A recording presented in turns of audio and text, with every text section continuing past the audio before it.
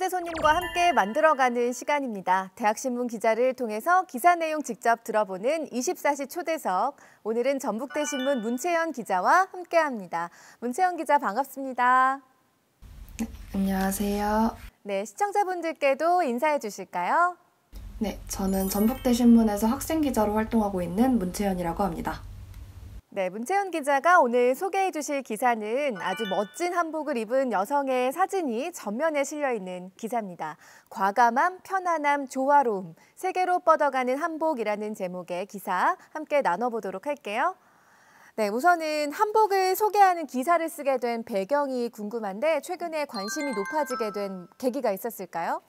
최근 들어서 한복의 개량화, 일상화가 지속되고 있고 아이돌들이 한복을 입고 뮤직비디오나 무대에 등장하면서 한복에 대한 해외에서의 관심도 뜨거워지고 있습니다. 따라서 한복을 소개하는 기사를 작성하기로 마음먹었습니다. 네, 한 걸그룹이 한복을 입고 등장해서 굉장히 화제가 된 적이 있었잖아요. 그때의 반응이 어땠나요? 지난 6월 달에 걸그룹 블랙핑크가 당시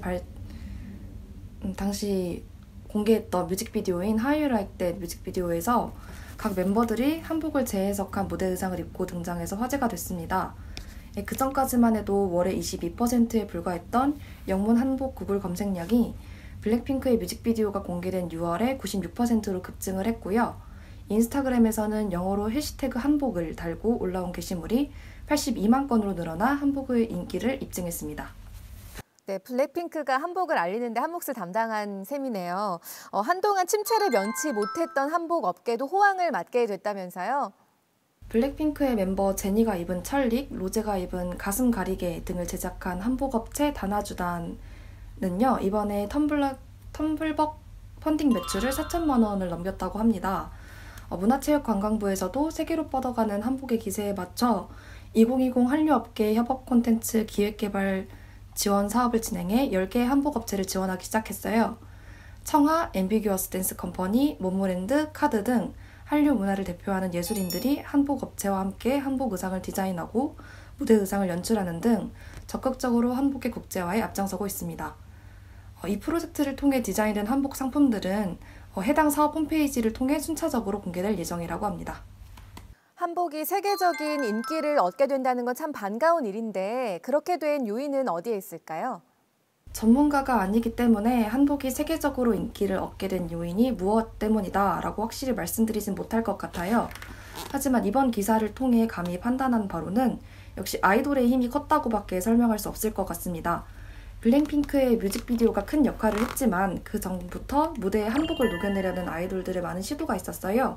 거슬러 올라가 보면 지난 2017년에는 빅스라는 보이그룹이 한복을 입고 부채를 들고 도원경이라는 곡의 무대를 했습니다. 이후에 보이그룹 방탄소년단이 2018년 아이돌 뮤비에서 한복을 입고 등장하고 공항에서 개량 한복을 입은 모습까지 꾸준히 해외 팬들에게 한복을 노출했기 때문에 이렇게 인기를 얻게 됐다고 생각합니다. 네, 그런데 한복하면은 가장 먼저 불편하다라는 인식이 있기 때문에 좀 일상복으로는 적절치 않다라는 말들이 많아요. 그래서 일상에서도 좀 편하게 한복을 입을 수 있는 방법이 있을까요?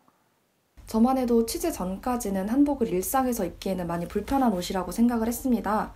하지만 이제 기사를 작성하면서 전북대학교 의료학과 김순영 교수님과 인터뷰를 통해 인식이 많이 변했습니다. 기사에 나와 있지는 않지만 김 교수님과 나눈 이야기 중에 그런 이야기가 있었어요. 김 교수님의 할머님께서는 한복이 아닌 다른 옷은 불편해하셔서 일평생을 한복을 입고 생활하셨다고 합니다. 한복을 입고 밭을 갈고 등산도 하시고 밥도 하고 일상 속에서 활동하는데 전혀 지장이 없었다고 하세요. 할머님께서는 오히려 한복이 일상복인 시대에서 살아왔기 때문에 불편함을 못 느끼신 거죠. 또한 김 교수님 말씀에 따르면 한복이 불편한 옷, 예식장에 가서나 입는 특별한 옷으로 자리 잡은 것은 얼마 되지 않았습니다. 우리가 불편하다고 현재 생각하고 있는 한복은 저고리가 짧고 여기저기가 이제 꽉 조여진 색색의 비단으로 만들어진 예식 한복입니다. 생각해보면 우리가 한복을 접할 수 있는 곳은 결혼식이나 장례식장 등 일상과는 반대되는 특별한 장소이기 때문에 한복에 대한 인식이 예식 한복 하나로 편견지어진 것이라고 볼 수도 있습니다. 김 교수님의 할머님이 입고 사셨던 한복처럼 한복에는 예식 한복 외에 다양한 형태의 한복이 있습니다. 일제강점기 6.25 전쟁을 거쳐 해외 문물이 들어오면서 한복이 한국의 전통성을 상징하는 무언가 중에 하나로 딱딱하게 굳어져 버렸다고 생각을 합니다. 현재에 이르러서는 한복 중에서도 예식 한복만이 진짜 한복처럼 받아들여지고 있고요. 하지만 한복에는 여러 다양한 형태가 있습니다. 최근 국내에서도 단하, 리슬, 한 등 다양한 한복 업체가 예식 한복 외에도 일상 속에서 입을 수 있는 다양한 형태의 한복을 선보이고 있습니다. 네, 실용성을 갖춘 그런 일상복으로서의 한복도 많이 알려졌으면 좋겠다는 생각이 듭니다. 전북대학교에도요, 한복 사업을 시작한 분이 있다면서요? 소개 좀 해주세요. 한복이랑 한옥으로 유명한 전주에 학교가 위치해 있다 보니 전북대학교에서도 한복 사업을 시작하신 분이 굉장히 많습니다. 가장 유명하신 분으로는 손장, 리슬의 대표이신 황희슬 씨가 있고요. 현재 재학생 중에서는 한국의 역사를 의류에 녹여내는 의류업체 한해 대표 장범준 씨가 있습니다. 장범준 씨는 의류학과를 현재 재학 중이신 재학생이고요. 한복 기사와 관련해서 인터뷰를 진행할 때 현재 세계에서 경쟁력 있는 국내 의류 브랜드가 없는 것에 굉장히 안타까워하시면서 경쟁력을 갖춘 세계적인 브랜드로 성장시키는 것이 목표라고 밝히셨어요. 한은 계량 한복도 판매하고 있지만 주로 윤동주, 유관순 등 열사들의 얼을 디자인으로 승화시켜 티셔츠에 만들기도 하고 저고리를 트렌치코트와 결합하는 등 한국적인 요소를 의류에 녹여내 판매하고 있습니다. 네, 말씀하신 것처럼 전주는 한복을 떠올렸을 때 가장 먼저 떠오르는 지역이기도 하고 또 전북대학교가 있는 지역이기도 하죠. 한복의 대중화를 위해서 전주시는 어떤 노력을 하고 있는지 궁금하거든요. 전주시에는 한옥마을이라는 곳이 있는데요. 그곳에 방문하시면 한복을 입고 돌아다니시는 분들이 한복을 입지 않고 돌아다니시는 분들보다 많다는 걸 느낄 수 있습니다. 이렇게 문화가 정착되고 난 후에는 전주시에서도 노력을 기울이고 있는데요. 이번 해에는 2020 전주 한복 오감이라는 행사를 비대면으로 개최했습니다. 이 행사는 국내 한복업체 대표님들을 모시고 한복 토크쇼를 진행하기도 하고 한복 모델 선발대회를 진행해 한복이 수면 위로 떠오를 수 있도록 도움을 주고 있습니다. 그 외에 일반 시민들에게 한복을 입고 증명사진을 찍을 수 있는 프로젝트를 진행해 관심을 불러일으키고 있습니다. 온라인으로 진행된 2020 전주 한복 오감은 한복문화주간 전주 한복 오감 공식 유튜브 채널에서 다시 보실 수 있습니다. 네, 이렇게 한복의 인기가 계속 높아지는 것과 관련해서 또 논란도 뒤따르고 있다고 들었습니다. 어떤 주장인지 자세히 소개해 주시죠.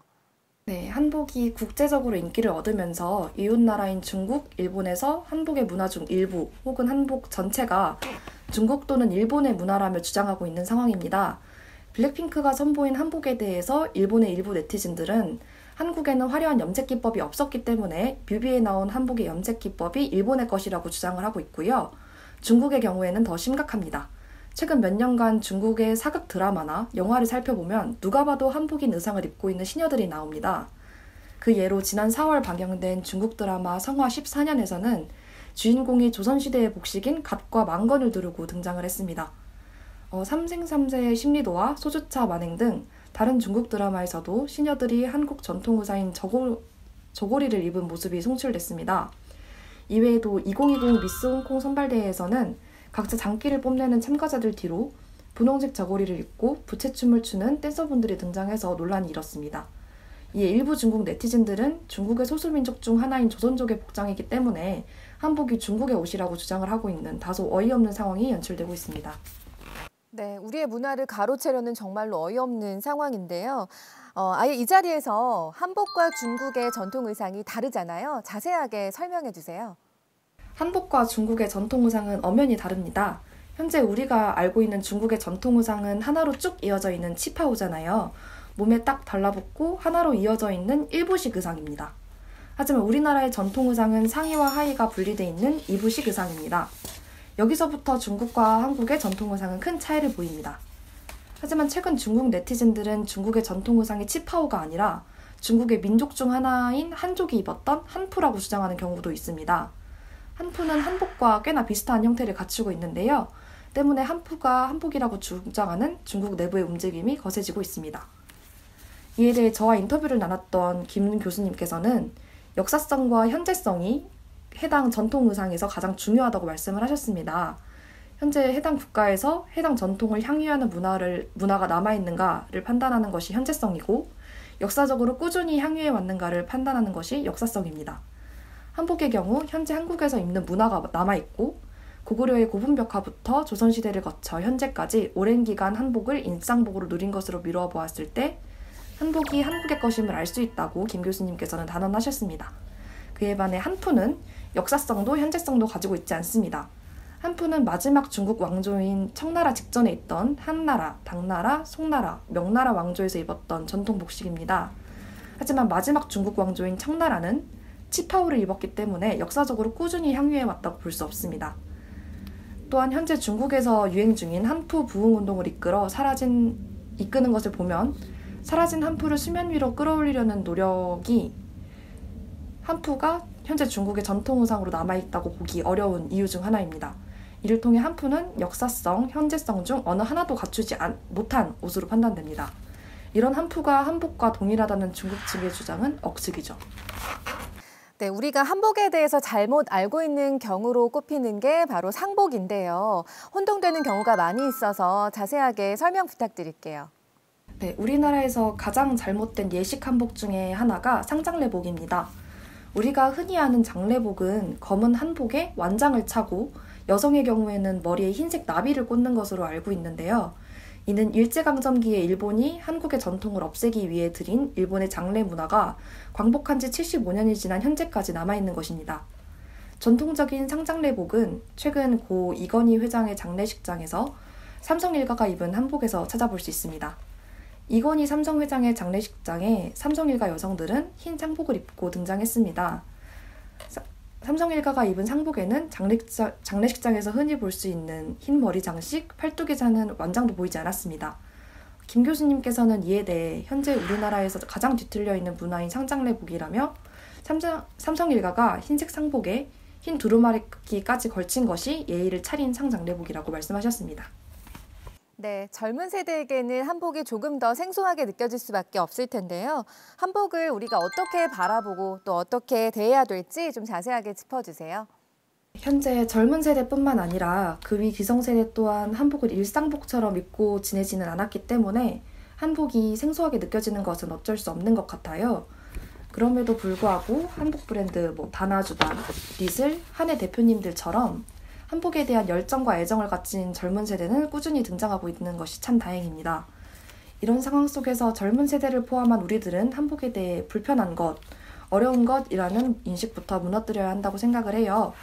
또한 기사 말미에 김 교수님께서 한국인인데 한복이 뭔지 모르는 시대가 왔다라고 말씀을 하십니다.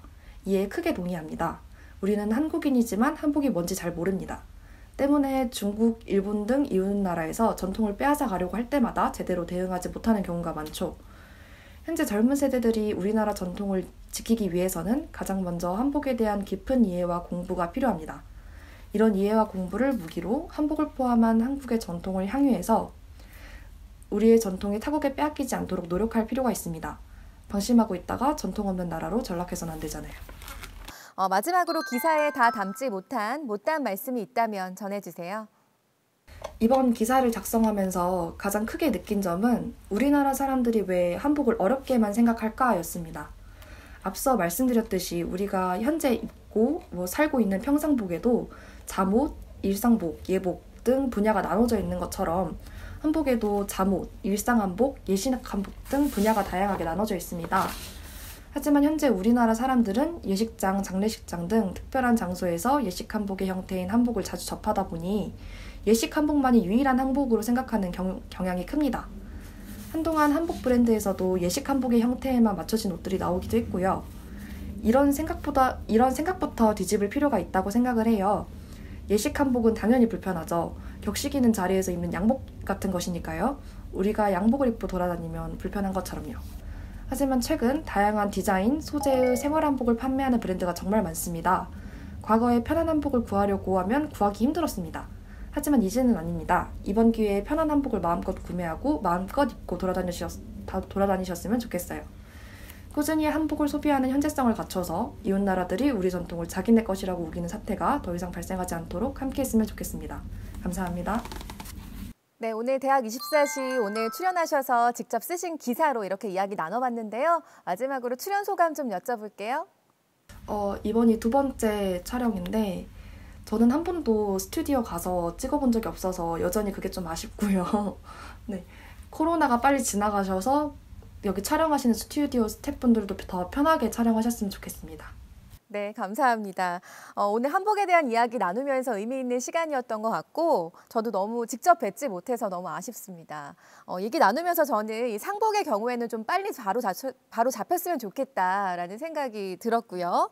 오늘 전통 의상인 한복에 대해서 자세하게 알 수 있었던 시간이었던 것 같습니다. 오늘 말씀 고맙습니다. 네, 감사합니다. 네, 24시 초대석 오늘은 전북대 문채연 기자와 함께했습니다.